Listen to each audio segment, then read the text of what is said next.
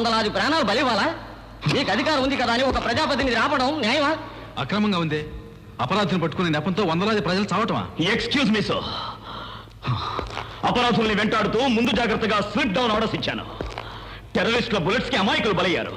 వాళ్ళని హాస్పిటల్కి చేర్చే సమయంలో మన మంత్రి గారికి కొంచెం ఇబ్బంది కలిగి ఉండొచ్చు, కానీ ఆ సమయంలో నేను ప్రజల ప్రాణాలే ముఖ్యం అనుకున్నాను సార్. మీరు మాత్రం ప్రజారక్షకులు, మేం ప్రజాపక్షకులం. ఏమిటి సార్ మీరు అనేది? మా దృష్టిలో న్యాయం అనుకున్నది మేము నిర్దాక్షిణ్యంగా ఆచరించడం మా డిపార్ట్మెంట్ మాకు ఇచ్చిన ట్రైనింగ్ సార్. అది ఎవరితో ఏ విధంగా మాట్లాడాలనేది ముందు నేర్చుకోవా? మీ దగ్గర నేర్చుకోకర్లేదు. I know rules and regulations better than you. Don't try to teach me. Agni, cool down.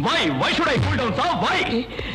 వాళ్ళు చేసిన తప్పుల్ని వాళ్ళకే తెలియజేస్తున్నాను, తప్ప అందరూ నాకు రూల్స్ చెప్తున్నారే, వాళ్ళు చచ్చారు వీళ్ళు చచ్చారు అంటూ. కానీ డిపార్ట్మెంట్ లో ఎందరో చచ్చారనేది అడిగారా? లేదు. ఏ వాళ్ళు మీ దృష్టిలో మనుషులే కారా? అంతా ఫినిష్ అయిపోయాక పోలీస్ అధికారులు చచ్చిన తర్వాత మీరు వస్తారు. వాళ్ళ చితికి నిప్పు పెట్టడానికి నిప్పు. ఎక్కడ ఏ అన్యాయం అత్యాచారం జరిగినా జనం ఎమ్మెల్యేలకి, మినిస్టర్లకి, ఎంపీలకి ఫోన్ చేయరు, ముందు మా డిపార్ట్మెంట్ కి ఫోన్ చేస్తారు. You know why? Because we are the real servants. మీ డిపార్ట్మెంట్ మా చేతుల్లో ఉన్నదని మర్చిపోవద్దు. This is too much. No, పోలీసులు ఎవరికి గులాములు కాదు. ఈ ఖాకీ మన దేశ రక్షణకి గుర్తు. అశోక చక్రం ఉన్న ఈ బెల్ట్ మాకు ఎందుకు ఇచ్చారో తెలుసా?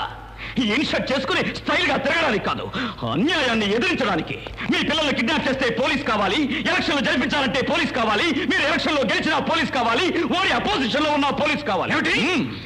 మీ రాజకీయ చదరంగంలో హిందూ ముస్లింల కలహాలు సృష్టించి కర్ఫ్యూ ప్రవేశపెట్టి వేలాది అమాయకులు అన్యాయంగా చస్తూ ఉంటే అక్కడ వాళ్ళకి ప్రొటెక్షన్ లేకపోయినా పర్వాలేదు, మీ ప్రొటెక్షన్ కి పోలీస్ కావాలి. అగ్ని 5 సంవత్సరాలకు ఒకసారి జోలి పట్టుకుని ఓట్ల కోసం ముష్టికొస్తారు. కానీ జనం ఓట్ వేసిన తర్వాత వాళ్ళ సమస్యల్ని పట్టించుకోరు. ఎన్నికల్లో గెలిచి మీరు ఈ పొజిషన్ లో కూర్చుంటారు. బట్ మీరు శాసనసభలో అడుగు పెట్టాలన్న స్వార్థం కోసం ఎంతమంది అమాయకులు శవాలైనా పర్వాలేదు, మీరు వెళ్ళి తీరాలి, వెళ్ళక తప్పదు. లేదంటే మీ పార్టీ ఎక్కడ పడిపోతుందో అన్న భయం. ఇంత దూరం నిన్ను మాట్లాడేటే తప్పు. అతిగా మాట్లాడావో సస్పెండ్ చేస్తా.